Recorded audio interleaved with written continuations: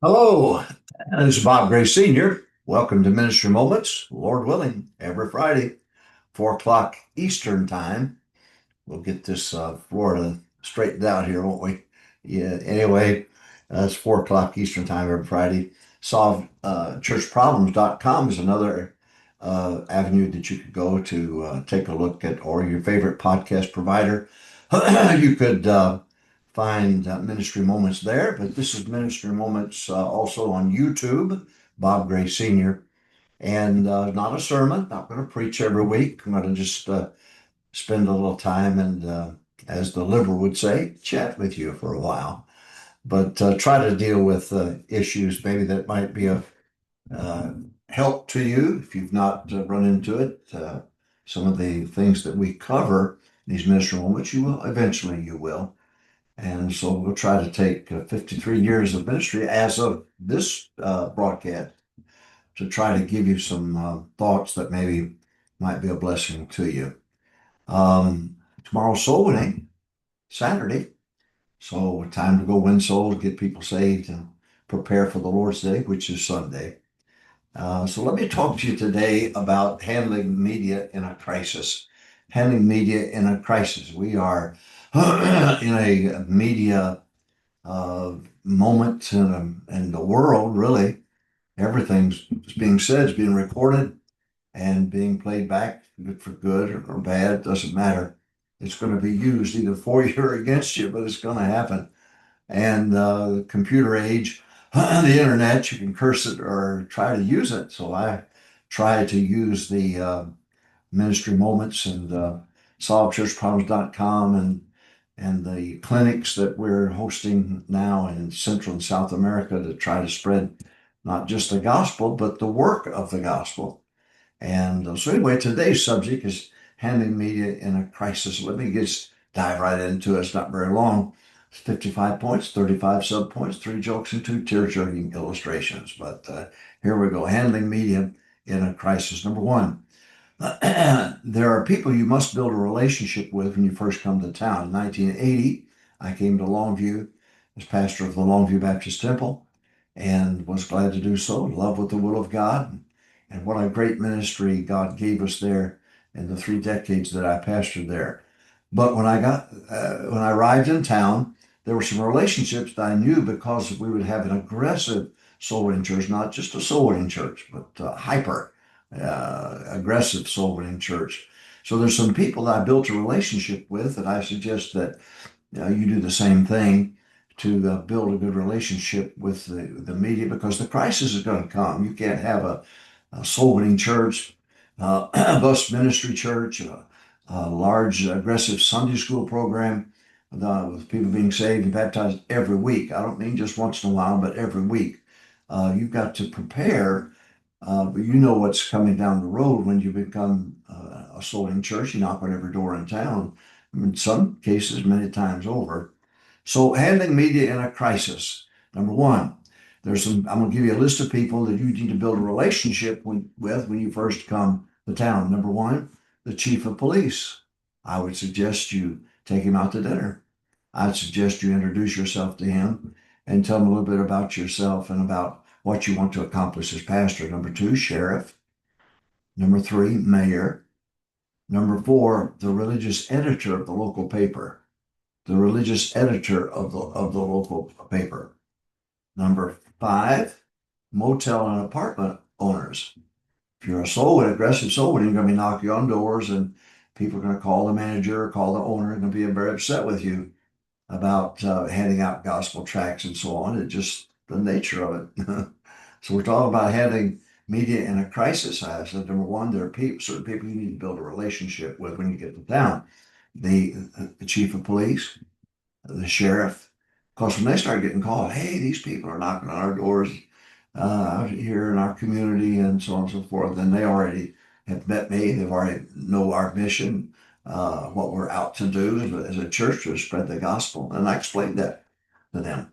Then I said, number one, chief of police. Number two, the sheriff. Number three, the mayor. Number four, the religious editor of the local paper. Number five, motel and apartment owners. Number 6, trailer park owners. In 1980, there was an exodus from up north to the south. And boy, we had tags from Michigan and Ohio, Wisconsin, Minnesota, all over the place. They went south and gave us an opportunity, of course, to win them to Christ and lead them to Christ. So trailer parks popped up everywhere in 1980 and 81. So who do we want to build a relationship with? Number 1, chief of police. Number 2, sheriff. Number 3, mayor. Number 4, religious editor of the local paper. Number 5, motel and apartment owners. Number 6, trailer park owners. And then number 7, city councilman. We honored the mayor. And we had our soul winning clinic. The mayor would welcome the delegates from all over the country and several foreign countries to our city. But I would honor the city councilman and the mayor and judges in our area and so on. We had a shower of blessings campaign one time. And of course, we honored everybody in that 6-week campaign. All right. So we're talking about, I'm headed somewhere with this, so don't leave me too soon here. Handling media in a crisis. There are people you must build a relationship with when you first come to town. Introduce yourself to them. Don't wait for them to get all the phone calls because you're out soul winning and your people are out soul winning. Don't wait for that. Give them a heads up on who you are and what you're going to do. Number 2, give detailed stories of major church events to the religious editor. We had a motorcyclist jump 10 buses, I think, made front page. Dr. Robertson came to our teen convention one year, and the theme was on purity. Had a great big 20-foot cake that Larry Anderson and some others, Larry's in heaven now, but it was a front page. Dr. Hiles on the front page of the local paper, and we would tell them about our events and things that we're doing so that they had it up because they're looking for articles. So we want, and I would write the article for them and give it to them and make it as easy on them as possible because I would answer their questions. I've been interviewed many, many times. But I want to supply them with stories about some big church event. And it worked. Brother Hiles one time had an interview. It was on the front page of the Longview News Journal. And God bless Brother Hiles. He sent a whole box of all of his books to the editor that interviewed him. And she was so appreciative. And she let me know that she thought he was a very gracious man and a very helpful man. And she loved the books. So we're talking about handling media in a crisis. I'm heading somewhere, so don't leave me now. Number 1, you build a relationship with certain people. I mentioned chief of police, sheriff, mayor, religious editor of the local paper, motel and apartment owners, trailer park owners, city council. Why? Because if you're aggressive soul winning, you're going to be knocking on doors, and people are going to get a little upset. So you want to let the city fathers know just exactly who you are and what you're doing. And then number 2, give detailed stories of major events to the religious editor. Supply him with articles. They're looking for articles and supply them with art. And if you're an aggressive, fundamental, soul-winning, bus ministry running church, you're going to be having all types of activities and events. And you've got things you can supply them and let the whole city know exactly what you're all about. Number 3, build a bank account of good articles ready to be put in the paper. I wanted to supply them constantly with information about our church, what we're doing, big days and special events and Sunday school campaigns. And I would write those articles and have them ready, but I would constantly supply the paper with the future. What are we doing? What are we going to be doing? We built the dorm there for the college. They ran a good sized article about that. And when my son Bob took over, they took a picture of us back to back, standing there and talking about him becoming the pastor and so on. So it was all in the paper. We put it there. It helped us too. It helped us. One time, TV 56 came after us, and local newspaper did, and media did, and a station, Tyler did, but we'd won so many people to Christ that it didn't affect us on the streets as it could have if we had not put our name out there. Good PR, public relations. But they don't they may not like you. I like what J. Frank Norris said. Somebody said, "Do you realize that 95% of Fort Worth hates your guts?" And J. Frank Norris said, "Name me another man that 95% of Fort Worth knows." Publicity, right? Okay. All right, here we go. I said, so how to handle media in a crisis. Number one, build a relationship with certain people, certain leaders in town, the chief of police, the sheriff, the mayor, religious editor, motel apartment owners, trailer park owners, city um, uh, councilmen and mayors and so on. Number two, give detailed stories of major church events to the paper. Give them a heads up. Have pictures taken. Have them come and visit on a big day so they can see something unusual going on at that church. We had 40 bus routes at our height and a lot of great things going on with the bus ministry. And I wanted them to know about it. And number three, build a bank account of good articles. Constantly supply the editor with stories about your church. Give them plenty to write about before they start writing about the bad things that they come up with, and they will come up with it. So they're going to sell papers one way or the other. Okay. Next, appoint a staff man or woman to be the church spokesman. So when a crisis does hit, you've got somebody who's knows what to do. You've given them a template of what to say, and so on, and to be a good spokesman for the church. And number five, give the spokesman a template to follow.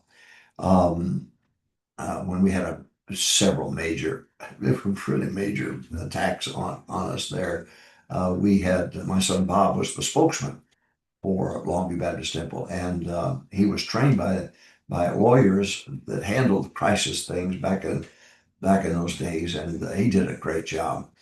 And they would put the TV man and the camera behind the guy who questioned Bob, and Bob's on this side. So the only thing you saw was Bob, and but they taught Bob what to do when they ask a question that is just a leading question that no matter how you answer it, have you quit beating your wife? Well, there's a lot of answers that come from non-answers or answers. And so anyway, he did an excellent job. And so no matter what the question was, Bob would answer. Uh, we had staff members accused of molesting girls, and not on church property, not in the buses, but just at his house. It made front page paper, and so Bob handled it. He was just excellent in how he handled it. And they would ask him about some a provocative question that could leave open-ended. No matter what you answered, you were in trouble. And he would say the same thing back and forth. Well, we're concerned about the children, concerned, and we're doing everything we can to make sure that they're cared for. Boom, bad question. We're concerned about the children. We're doing the best we can to try to help the families. And that was true. That was true. It wasn't just something we fabricated, but we want to make sure we got our message across. All right. Talking about handling media in a crisis. Number one, build a relationship with certain people when you come to town, leaders and city fathers and so on. Number two, give detailed stories of major church events, build up a bank account, keep it in front of the people. For 3 decades, we kept stories in the paper about our church and the good that we were doing. You've got to do that. You've got to do that. It's childbearing. You build up a bank account of compassion, then you can draw conviction from that, but you got to build that bank account first. So number three, build a bank account of good articles. Keep them constantly writing articles about your church that you can feed to the newspaper or the media so they can see a side that nobody else is going to see unless you put it out there. Number four, appoint a staff man or woman to be the church spokesman. And number five, give the spokesman a template to follow. Number six, answer the questions you wish they would ask to get the truth out. So you want to answer the question. I just mentioned, gave you an example a minute ago. You want to answer the questions you wish they would ask to get the truth out rather than the leading questions that our attorneys are well trained to do to try to trap you and so on. Now, the camera's on you, the spokesman, whoever it might be. I would suggest it not be the pastor. I suggest it be a staff member, somebody like Bob or somebody like that that can handle it well, handle the camera well. And they never show the guy asking the question when it's a controversial thing. but they got that microphone stuck in the spokesman's face, and he or she give an answer, but have a spokesman and then answer. Forget what they ask you. Now, if it's a question you can't answer without it, you know it's not going to lead to a trap, then that's okay. But get your side of the story out, regardless of what they ask you. Answer the question you wish they would ask to get the truth out. Number seven, turn lawbreaker members over to the police immediately. I've been several times. I picked up the phone, called a sergeant of the Longview Police Department. I got to know because of our support of the local police and so on. And I would call him and I'd say, I have an issue. And he was born again. And he would come down, and then we would turn the individual over to him, and they would meet in our conference room or wherever. And then he would question them and decide for himself if there's a law broken. And so they would they've arrested people on our property and take them straight to jail. We had one incident where a principal got himself in trouble. And back then, back in the 80s, it was the parents had to pursue uh, the enforcement of a law concerning a minor. It's changed. It's not that way now. If you know about it, you can be charged yourself as a pastor or leader. In fact, you know about it and don't tell the police about it. Well, we had the police come to our property, did a lie detector exam, and he lied. The principal lied. We fired him immediately. But the parents said, no, we're not going to seek enforcement of that law. Back then, they had the right. Not now. It's not that way now. And I wouldn't want it any other way than if the guy broke the law, turn him over to the people. Let the government restore him. He broke the law, turn him over to the law. That's Romans 13. They're ministers, and it should be done, and it ought to be done. And I've always turned them over to the police. Never, not one instance in my 33 years of pastoring have I allowed somebody to get away with something as hideous as what some of these lawbreakers do. But we turn them over to the police. So anybody that says differently, they don't know what they're talking about. They just want to create trouble. So handling media in a crisis, number one, build a relationship with the people, the leaders of your city fathers, the leaders of your town when you come to town, the chief of police, the sheriff, the mayor, religious editor of the local paper, motel and apartment owners, trailer park owners, city councilmen and mayors, and so on. Number two, give detailed stories of major church events built through the years. We had two spring campaigns, our spring and a fall campaign every year had a big day, but we had some promotion to get people to attend. And I wanted the papers to know about it. Now, sometimes they wrote articles about it, sometimes they didn't. But I found out it was easier if I wrote the article myself and I gave it to them. And they love that because it gives them an opportunity to print something and without doing too much work on it. It sounds terrible, doesn't it? Number four, appoint a staff man or woman to be the church spokesman. Number five, give the spokesman a template to follow. Number six, learn this, prepare them to answer the questions you wish they would ask to get the truth out. And you can control that interview. Seven, turn lawbreaker members over to the police immediately. Number eight, let the government restore lawbreaker members. Let the law do that. That's what they're there for. They're Romans 13, they're ministers, let them do it. Number nine, let the local church restore non-lawbreakers. So allow the pastor to be able to counsel and restore and have a ministry of restoration, be able to give back. I'm not talking about people who broke the law now. I'm not talking about that. You turn them over to the police immediately. Then number 10, restoration does not mean the member can hold a position in the local church. The tragedy of what happens when there's a fall and or a dive into sin, those people, they cannot be ushers. They cannot be, depending on what they've done.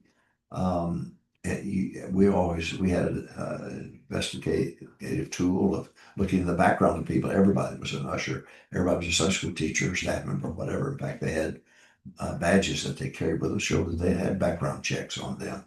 But sometimes somebody has a bad past in a certain area, and you cannot.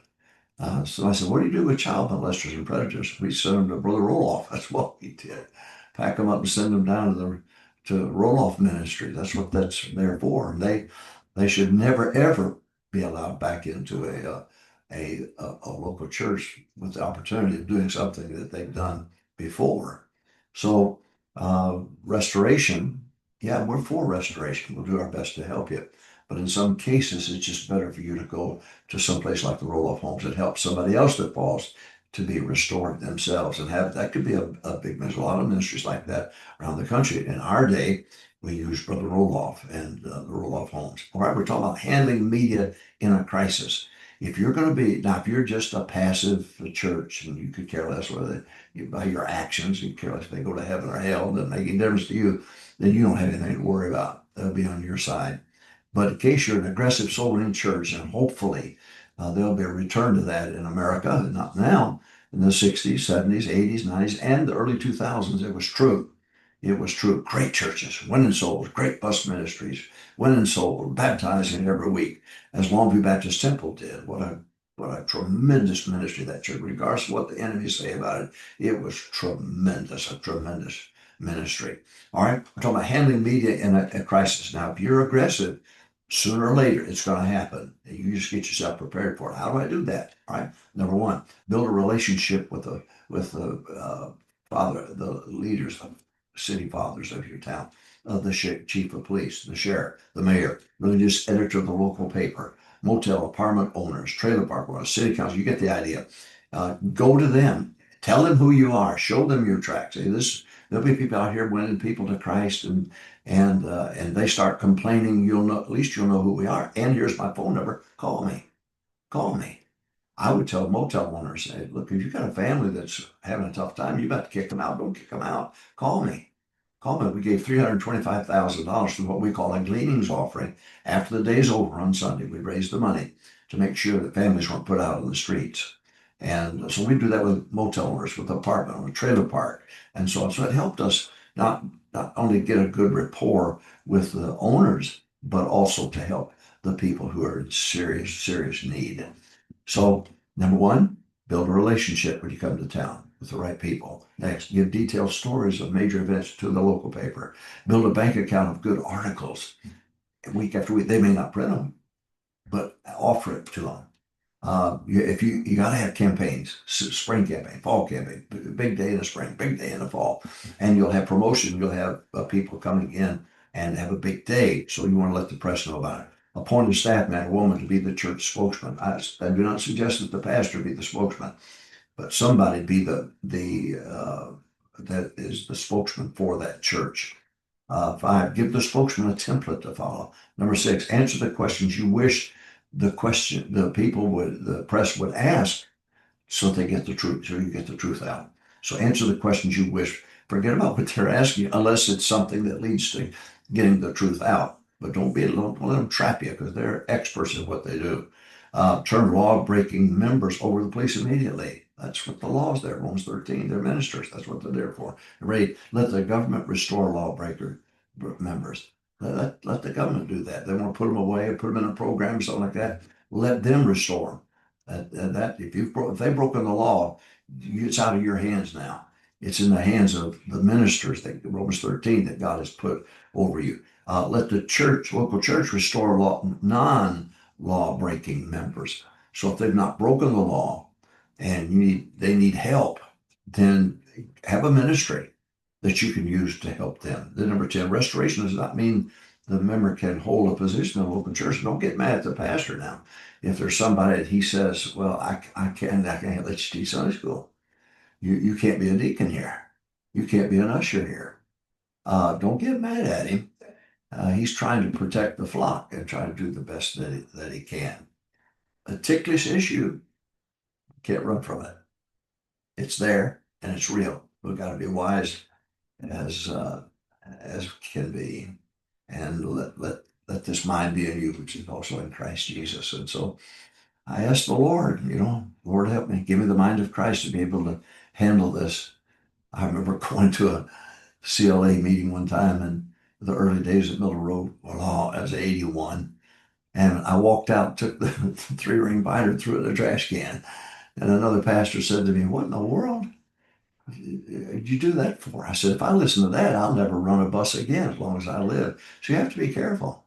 I'm for being cautious and I'm for doing things right, but don't let it in. You don't stop the soul winning. Don't stop the aggressive soul winning or the aggressive bus minister that you ought to have. Boy, if we ever get back to the bus minister like it was, God will bless. If we just baptize every week, it'll get God's attention. And I hope to take one of these ministry moments and help you with that. Some thoughts I have as my days are numbered. And but God bless you. Ministry moments every Friday, 4 o'clock Eastern time. It'll be a blessing, very practical. Not sermons. I'm not going to preach to you. I'm just going to talk to you. I'm going to rap with you. There you go. God bless you. So when tomorrow. Don't lay up now. You make sure you go soul winning. God bless you. I'll see you next week.